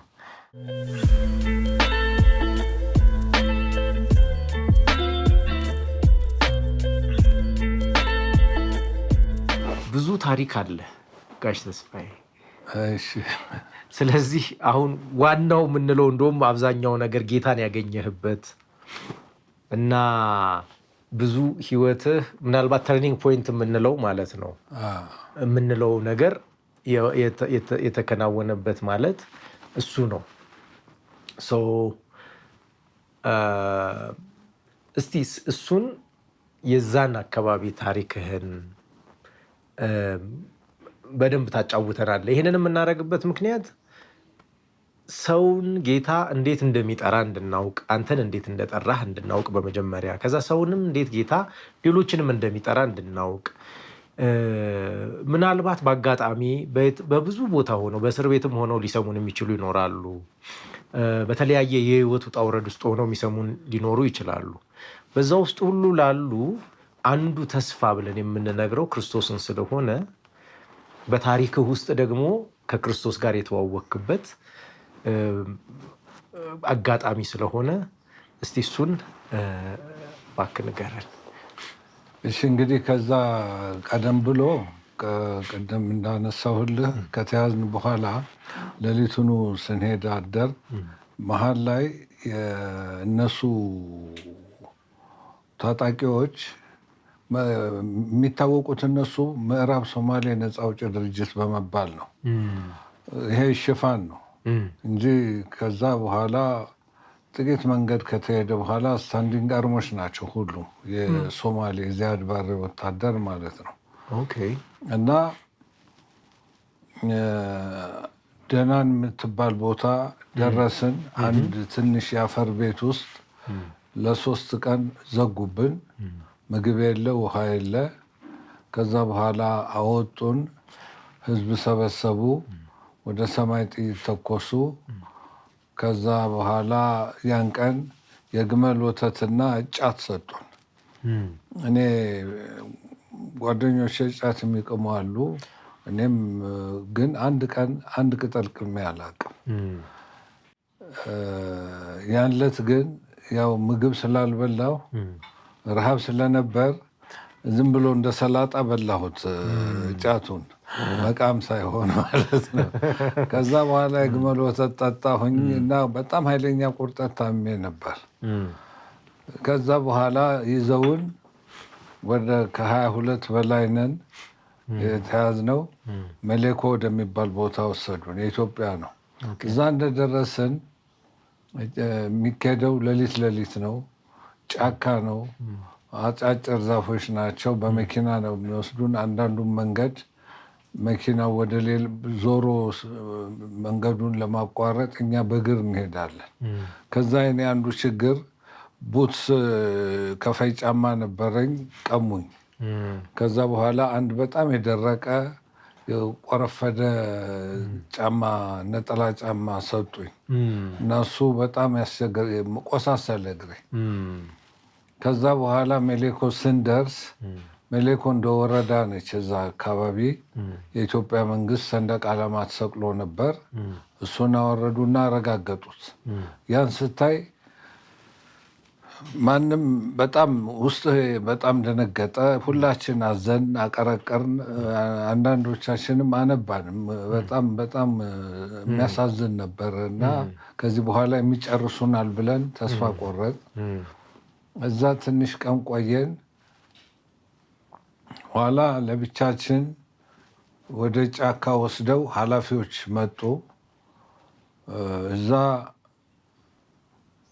እኔ ለብቻዬ ተለየሁ። ያ ቤት መጥቶ ፓስታ ጋበዝ ነው ያልኩህ የእኛ ትራክተር ሹፌር ለካ ለምን አመጣኸው ሲባል እነሱ የፈለጉት የዋና ስራ አስኪያጁ የዋቢ ሸበሌ ሸለቆ ልማት አንድ ሻለቃ ሙልጌታ የሚባል ነበር እና እሱን የደርግ አባል ነው ብለው ስለጠረጠሩ እሱ ደግሞ እኛ ጋር ራቱን እየመጣ ስለሚበላ አብረን እሱ እዛ ነው የሚገኝ ተብሎ ተጠንቶ ስለነበር እሱ ግን በዛ 2 ሳምንት ከኛ ጋር አይመጣም ነበር። እሱ ሚሊተሪ ስለሆነ እንግዲህ ኢንፎርሜሽን ሊኖር ይችላል። ስለዚህ እኛ የተያዝነው በሱ ምክንያት ነው። ለዚህ ልጁ ራሱን ለማዳን እኔን ከሰሰኝ። ምን ብሎ ያዳላል። እዛ ሀገር የሚባለው ምንድነው ሀበሻና ሶማሌ ደገኛ እና ቆለኛ ነው የሚሉት እና ሰራተኛ ሲቀጥር ሀበሾቹን ብቻ ነው የሚቀጥረው፣ እኛን ሰው አይቀጥርም ብሎ ከሰሰኝ። ከዛ በኋላ እኔ ወሰኑ እነሱ እንዲህ አይነቱ ሶማሌ የማይወድ ከሆነ መሞት አለበት አሉ። ከዛ ሌላም እንዳላቸው አላቅም ከነበሩ አብረውን ከተያዙ ሰዎች ሁሉ ለብቻ የተወሰድኩ እና አንድ ጫካ ውስጥ ቁጭ አልኩ። አንድ ትንሽ ወጣት ልጅ ጠበንጃ ይዞ ይጠብቀኛል። ምስኪን ምስኪን ይላል እሱ። ስለያቸውም ሶማሊኛ የሚሰሙ የሚናገሩ አብረውን የታሰሩ ልጆች ነበሩ፣ ሰራተኞች። ተስፋዬ አይዞህ እንግዲህ እግዚአብሔር ካንተ ጋር ይሁን አለኝ አንዱ እና ሄጄ እዛ ውስጥ ቁጭ ብዬ ማደርገው አፌ ደረቀ። ምንም የምታገኘው ነገር የለም። ለምን እንደተለየሁም ግራ ገባኝ። ኋላ መሬቱን ዝም ብዬ እየቆረቆርኩ ዝም ብሎ እንደዛ ስያዝ እንደተንበረከኩት መንበርከክ እንዳለብኝ ተሰማኝ። ተንበርክኬ ዝም ብዬ ነው ጸሎትም አላቅም። ያየህ በደንብ ያው ነዘር ሰማያት ቄስ ትምህርት ቤት ተምረናል። እሱን ትላለህ አባታችን ሆይ። ከዛ ሌላ ኋላ በቃ ነፍሴን ተረከብ ነው። ስለ ነፍስ ጥያቄ የጀመርኩት በቃ የሶማሌዎች ቤቴ የመጡ ጊዜ ነው እና ነፍሴን ተረከብ የሚል ነገር። ኋላ የእግዚአብሔር ድንቅ ስራ እዚህ ላይ ምንድን ነው? አንድ ሰውዬ አህያ እየነዳ ሻንጣ ጭኖ መጣ እና በሶማሊኛ አናገረው ልጁን። የታሉ ሲለው እዛ ውስጥ ናቸው ይለዋል። እኔ ትንሽ ነው የምሰማው። ኋላ ምን ሆኖ ነው ይሄ ሲለው ይሄ ጋል ነው አለው። ጋል ማለት አረመኔ ሃይማኖት የለሽ ማለት ነው እና ሰላት ያደርጋል አለው። አፍ እንግሊዝ ወይ ቃና አለው። እንግሊዝኛ ይችላል ማለት ነው። ኋላ ሰውየው ጀርመንኛ፣ አረብኛ፣ እንግሊዝኛ የትኛውን ትችላለህ አለኝ። አይ እኔ እንግሊዝኛ ሞክራለሁ አልኩት። ተነሳ ስታንድ አፕ አለኝ እና ተነሳሁ። ቁጫ ሰላም አለኝ። ዶክተር መሐመድ አብዱላሂ ሰዲቅ ይባላል። ከዛ እኔ ሐኪም ነኝ ብሎ ኮዳ አወጣና በመክደኛዋ ጠብ አድርጎ ውሃ ሰጠኝ። ከዛ ተምር ሰጠኝ። ከዛ በኋላ ንገረኝ ምን አድርገህ ነው አለው።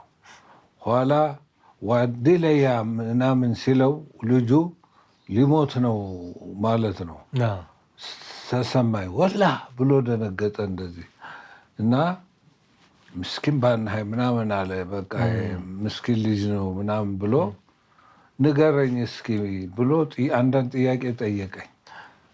እኔ መጀመሪያ ተጠይቄ የነበረውን በሙሉ ነገርኩት። ሄደና ኢንሻላህ አለ እና ሄደ። ቁጭል ብሎ ሄደ። ከዛ ሰዎቹ ጋር ቆይቶ ሰዎቹ ተጠራ። ስጠራ ቅድም የነገርከኝን አንድም ነገር ሳትቀሰር ንገረኝ፣ በእንግሊዝኛ ንገረኝ አለኝ። ነገርኩት። እነሱ ይጽፋሉ። ከዛ ምን እንዴት ነበር ሰራተኛ የምትቀጥረው አሉ። መጨረሻ ሰራተኛ ሁለት አይነት ነው አልኳቸው። ፕሮፌሽናል ሙያ ያለው ሰው የሚቀጠረው አዲስ አበባ ነው፣ እኛ አይደለንም። እኔ አሁን የተቀጠርኩት አዲስ አበባ ነው።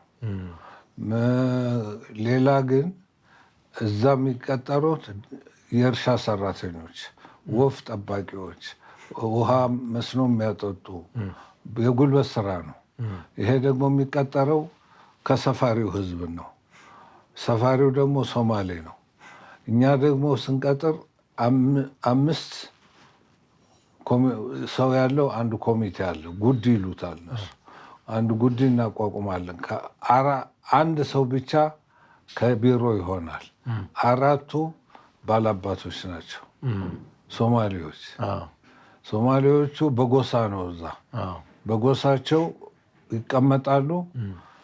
ሰው ይመጣል ተጠርቶ በማስታወቂያ 100 ሰው የሚፈለግ ከሆነ መጀመሪያ እጁ የታመመ ሰው እና ሽማግሌ ሰው አይቀጠርም አልኳቸው። ሁለተኛ ህፃን ልጅ አይቀጠርም አልኳቸው። ከዛ በተረፈ ራሳቸው ይመርጣሉ። 100 ሰው ሲፈለግ እኛ እንቆጥራለን። 200 300 ሰው ሊመጣ ይችላል። ግን የ100 ሰው እጣ ላይ ማህተም አድርገን ቲኬት እንሰጣለን። ሌላ ደግሞ 00 እንለዋለን። ከዛ በኋላ እነሱ ይጠቀልላሉ፣ ራሳቸው እጣ ያወጣሉ። ማህተም ያለውን ሰው ለእኔ ይሰጡኛል፣ እኔ መዘግባለሁ፣ ይቀጠራል አልኳቸው። ወላ ሶማሊያ እንዴ ካመነ ልውጥ ነው። በጣም አዘኑ። ምስኪን ብለው ከዛ በኋላ በልሂድ ሰብዬ ስመለስ ከኔ ጋር የመጡት ሰዎች ከ3 ሰው በስተቀር የሉ። የት ሄዱ ብዬ እነዛን ሲመጡ ስገባ እነዛ ሰዎች መጥተው ዘለው አቀፉኝ። እኛ እኮ ጥይት ነው የምንጠብቀው አሉኝ። ሲተኮስ ምን ገደሉህ እኮ ተብሎ ነው የተነገረ። እና ደግሞ እኔ ነኝ ከነዛ ሰዎች ወጣት። ከዛ በኋላ እኛ 4ታችን እዚህ ቆዩ ብለው አንድ መንደር ውስጥ ወሰዱን። እነሱ ወታደሮቹ ምን እንደመጣ አላውቅም፣ ተነስተው ሄዱ። ኃይለኛ ተኩስ ነበር። ከዛ ተመልሰው መጡ፣ በመኪና ይዘውን ሲሄዱ ወደ ደገሃቡር መስመሩ ነው፣ ወደ ምዕራብ ነው የምትሄደው፣ ወደ ምስራቅ። ሶማሌ ምስራቅ ነው ለኢትዮጵያ። ሄደን ደግሞ የጌታ ስራ እዚህ ላይ ያሳያለሁ። አንድ መንገድ እየሄድን እያለ ወደኋላ ዞር አልኩ። ከወርልድ ቪዥን ከሚባል ድርጅት የተወሰደች ሾርት ቤዝ ላንድሮቨር ነበረች። ከኋላ 4 ሰው ነው የሚይዘው። ከፊት ለፊት እኔ የተቀመጥነው እኛ ከኋላ ነው። ሹፌሩ አማርኛ ይናገራል፣ ሶማሊኛ ይናገራል። አንድ ሰው መሳሪያ ያዛለ። ዞር ብዬ እንደዚህ ወደኋላ ሳይ ከኋላ ከኛ መስሪያ ቤት የተወሰደውን ስቴሽን ዋገን ላንድሮቨር የያዘው ካፕቴኑ በር ይደበድባል፣ አቁሙ እያለ እንዲህ ይላል። አንተ አቁም ይልሃል አልኩት ሹፌሩ። ከዛ በኋላ ምንድነው እንደዚህ ብሎ ተቆጣ። አትቆጣ ስለው የሶማሌ ሹፌር ደግነቱ ፍሬን ግጥም ነው የሚያደርጉት። ግጥም አደረገው። ከዛ በኋላ መንገድ ወጥቶ ሻምበል አቆመ፣ ወረደና መስገድ ጀመረ። አላህ አለ፣ ሰገደ። ምን እኛ አልገባንም። መጣ እና ኋላ ውረዱ አለን። ምስኪን አለና ትንሽ ነው 100 ሜትር አልቀረንም። እኛ ወደምንገባበት መንደር ራሱ የቀበረው ፈንጂ አለ እዛ በኋላ በቃ አለና በጣም ደነገጠ። ምስኪኖች አለን፣ አዘነልን። ከዛ በኋላ ሁለተኛ አንተ እንዳትቀድመኝ አለ። ከዛ እንትን እያለ እሱ እየረገጠ እኔ የምረግጠውን ብቻ እርገጡ አለ። እሷን ኮቴ እየረገጥን መንገዱ ቦታውን ተሻገር። መኪናው በሌላ ቦታ አዞሩት እና የተወሰነ 1 ኪሎ ሜትር ያህል በእግራችን ሄድን። ከዛ በኋላ እዛ ደገሃቡር እኛ እንደገባን ወታደሮች ጦርነት ተጀመረ። ጦርነቱ ማለት የኢትዮ ሶማሌ ጦርነት ተጀመረ ማለት ነው? ዋናው ሳይሆን እንደዚሁ ደፈጣ እያደረጉ እንደኛ እንደዚህ ትልቅ መሳሪያ ያዙ ቡድን ሄድና ከተማ ይበጠብጣል። ጉሬላ ፋይት፣ የጉሬላ ሲስተም ነው። እነሱ ተኩስ ስለነበር በዛን ጊዜ የደገሃቡሩ ጦር እነሱን ጨረሳቸው። ማታ መጡ ሰዎቹ እኛ ላይ ወረዱብን። ከዛ ከኛ መሀል አንዱ መካኒክ ኢንጂነር ነው፣ ትልቅ ሰው ነው። ኢንጂነር ማይክ እንለዋለን። ወልደ ሚካኤል ወልደ ሩፋኤል ይባላል። አሁን በህይወት የለም፣ ኢትዮጵያ ከተመለሰ በኋላ አልፏል። እና እሱን ይዘውት ሄዱ መኪና እንዲሰራ። ከዛ አንድ ቀን ሌሊቱ ነጋ፣ አደር፣ ቀን ዋልን። ወደ 9 ሰዓት እንደዚህ በጣም ውሃ ጠማን፣ ምግብ የለም። ከሌላው አንዱ ሰውዬ ሻምበል ነው፣ ሻምበል ፋንቱ ይባላል። ሶስተኛ ሴት ነች፣ ወይዘሮ ብርቱካን ትባላለች። እኔ ነኝ አንዱ። ከዛ ከሁሉም በእድሜ እኔ ነኝና ሴቷ ነን። መንደር ሄድን ልንለምን። በቃ ውሃ ልመና፣ ምግብ ለመና። ቋንቋ አታውቅም። አንድ ቋንቋ ብዮ ነው፣ ውሃ ማለት ነው። ብዮ እና በእጅህ እንደዚህ ትላለህ። እና ትንንሽ ጎጆዎች የዞርን ለመን። አንድ ቤት ስንደርስ ምሳክን ሀበሻ ናችሁ ብላ ሰጠችን ውሃ። እዛ ለሻምበሉ እሱ ደግሞ ሻምበል መኖሩ ስለታወቀ ትንሽ ፍርሃት አላቸው ስለሱ። ግን ጡረታ የወጣ ሰው ነው እና ለምነናት። በቃ ትንሽ ቃል ሴትዮዋ ትችል ነበር። ወስደን ለሱም ያችን ወተት፣ ኋላ ማይክ መጣ፣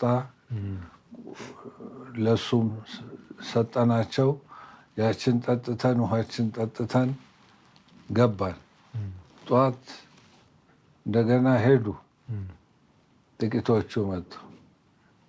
እዛ መንደር ስንሄድ ሴቶች ተሰብስበው ያዩን ነበር፣ ወጣቶች። ከዛ መጡ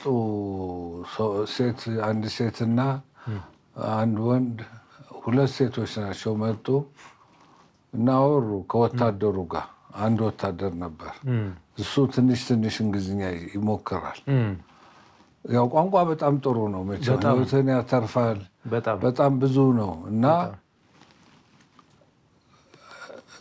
እኔን እንፈልገዋለን አሉ እና እኔ ተለይቼ ተወሰድኩ።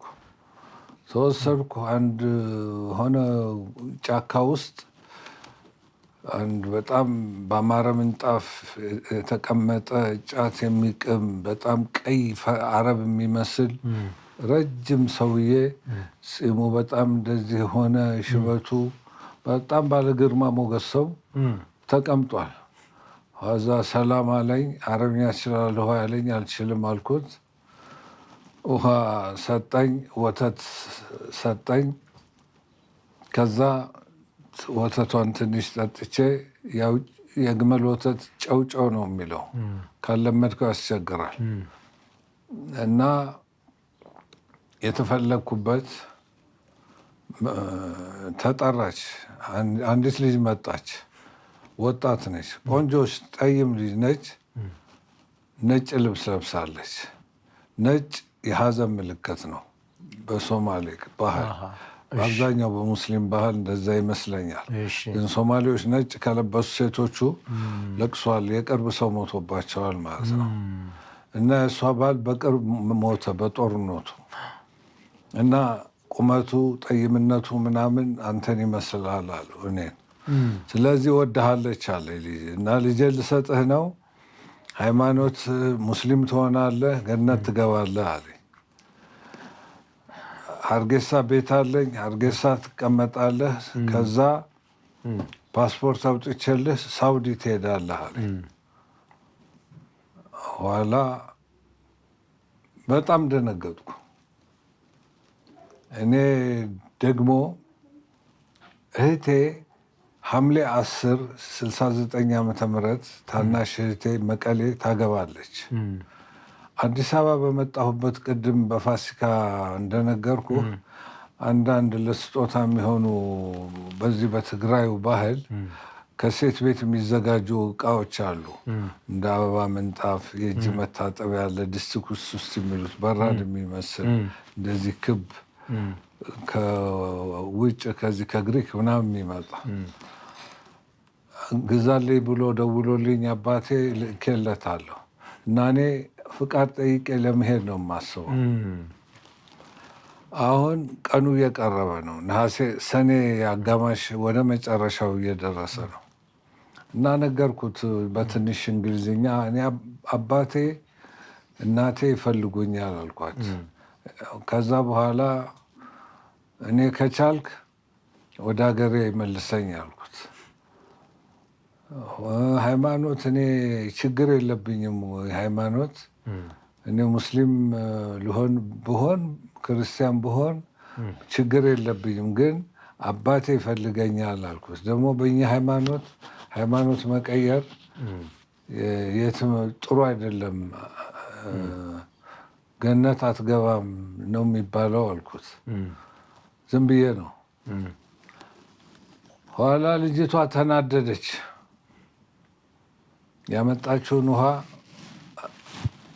ሰደበችኝና ደፋችብኝ እና ሄደች።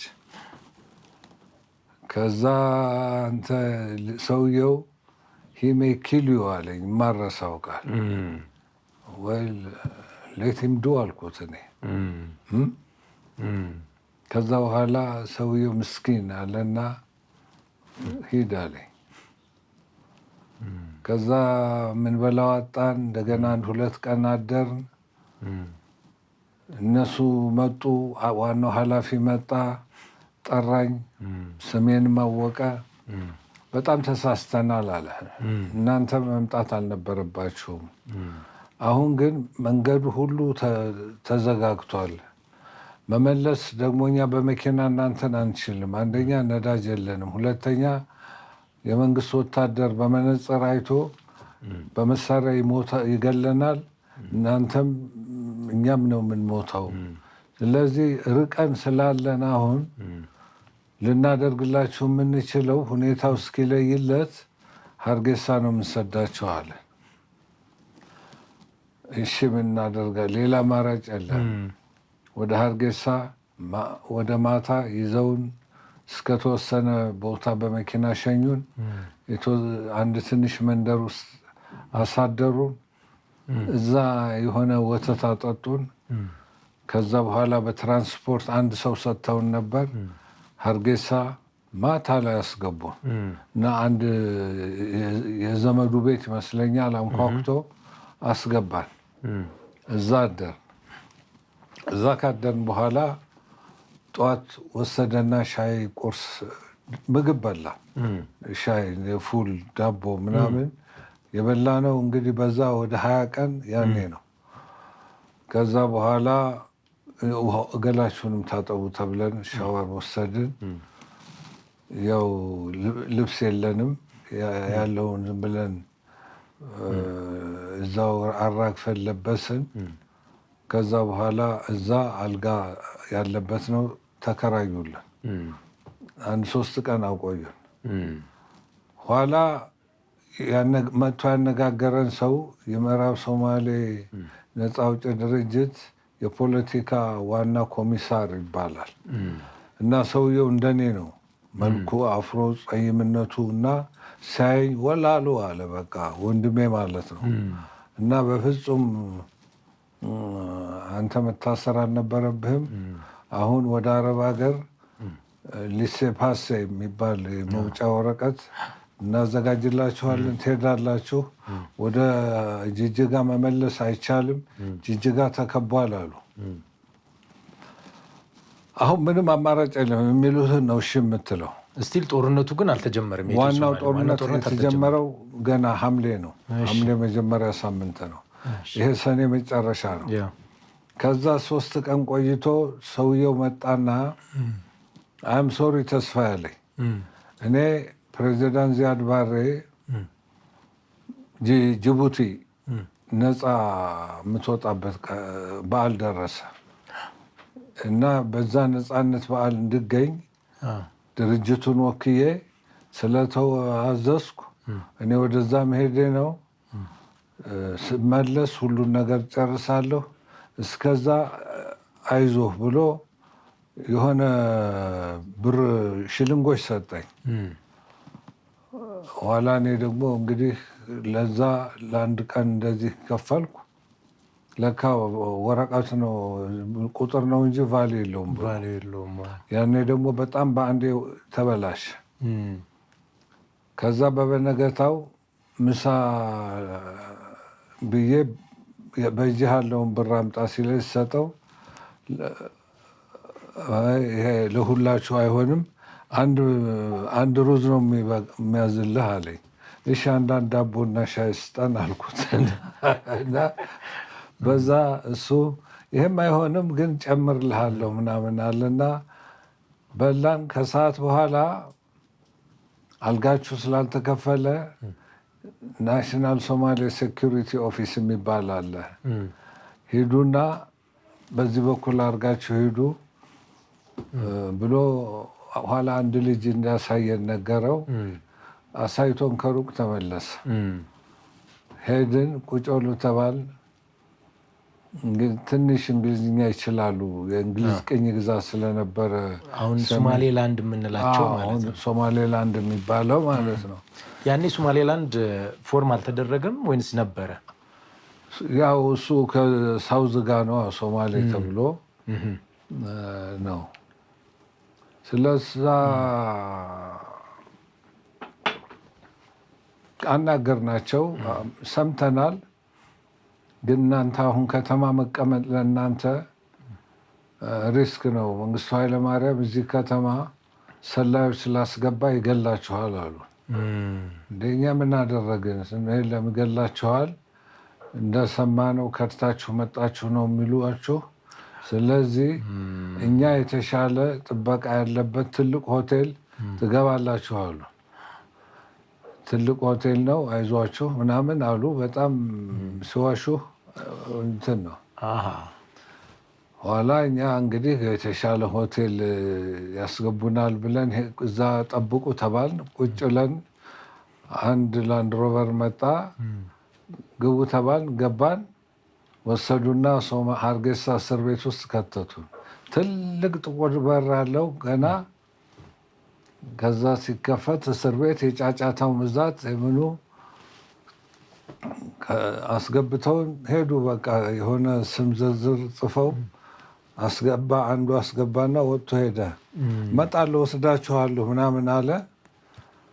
ገባን። ሆቴል ያለው እስር ቤቱ ነው። እስር ቤት ትልቁ ሆቴል ትልቁ እስር ቤት ነው። ትልቁ እስር ቤት ነው። ከዛ በኋላ የሀርጌሳ እስር ቤት ህይወት ተጀመረ። ሰኔ ወደ መጨረሻው ቀኑን ረሳሁት፣ 27 እንደዚህ ይመስለኛል። እና ገባን።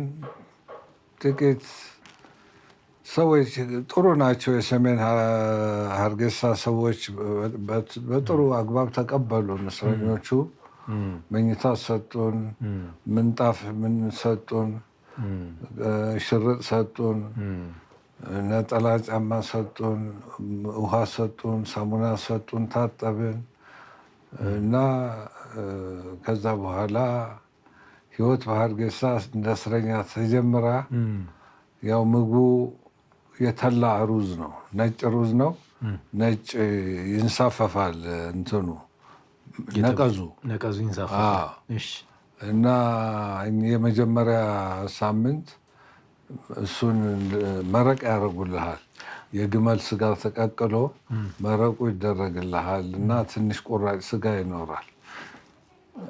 ስጋውን አውጥተን ለሰው ስጥለውን ካዩ አንድ ጊዜ ስጥለው አይቶ እንደሱ እንዳታረግ ሰው ይጠላሃል። ሰው እየበላው እኮ ነው። ደግሞ ግመል ተወዳጅ ነው። አንዱ መከረኝ። እዛ የታሰሩ ኤርትራውያን ነበሩ። ነፃ አውጪ የጀብሃ ነፃ አውጪ የሚባል የዛ ግሩፕ ልጆች እዛ አገኘ። እነሱ ያው ነገሩ። ከዛ በኋላ ወደ ባህሉ መጣን። መረጋጋት ጀመር። የምትደፋውን ነገር ብትደፋ አንተ ነህ የምትራበው። አንደኛ ትንሽ ነች፣ ሁለተኛ አንዴ ካጣህ አታገኛትም። የማታው ንፍሮ ማሽላ ነው። ማሽላው ጥቁር ነገር አለው። ከዛ በኋላ ትንሽ መረቅ ካረክበት በቃ ይንሳፈፋል። ያንን አውጥቼ ብለህ ከደፋኸው እዚህ ትንሽ ነች። በቃ እንደዚህ አንድ ጭብጥ አትሆንም። ስለዚህ የግድ መብላት አለብህ። ቀስ እያልን እያቅለሸለሸን እያስታወከን ቀስ እያል ነው እንግዲህ ኑሮ ካልከው መቃብር መቻል የሚባለው እንደዛ ነው። እንደዛ እየተኖረ እያለ ሐምሌ 7 አካባቢ የመጀመሪያ ዙር ጦርነት ተጀመረ። ኃይለኛ ጦርነት ነበር።